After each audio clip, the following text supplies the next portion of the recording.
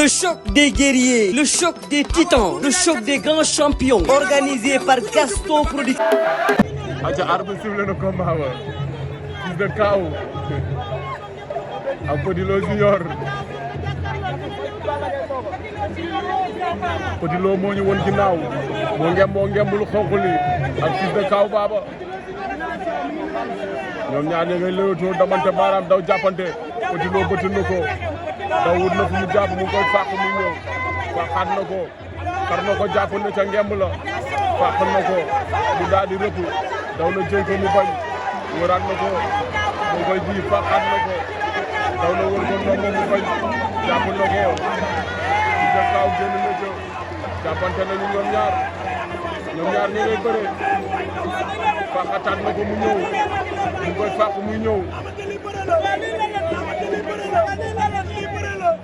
day joxol jombi xale yaa ngay weccante Fils de Kaw boobu ba di loo si ñëw na ko jëm ak di tànk ba ay waay war xabar war na fay jàllante lay wala li la laay nay lan laa jombi la waa lii la di ma jombi naa di xabar jombal na waa kii kala waay bu ñu do ñu bëre benn seen la problème ba Fils de Kaw ba mo bi da ci toll na bëre wala ñaari xale yi jàppante ñaari xale yaa ngi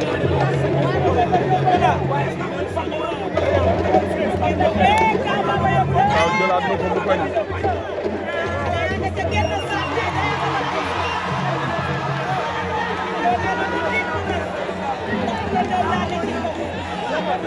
bëre nañu ñoom ñaar ba génn saako ya dellu si waat aca arbitre sifflé waat na combat ba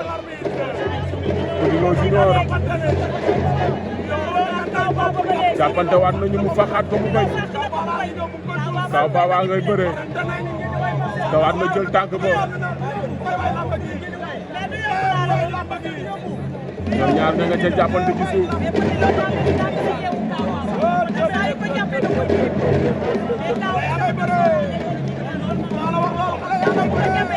Petit Lo demaat na jël na ko takk na ko yëkkati na ko ci suuf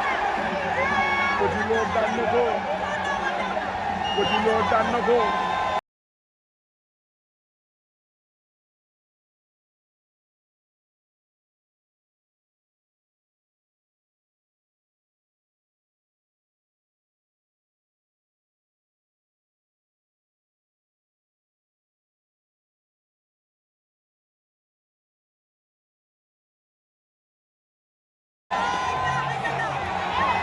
daw na ca juróom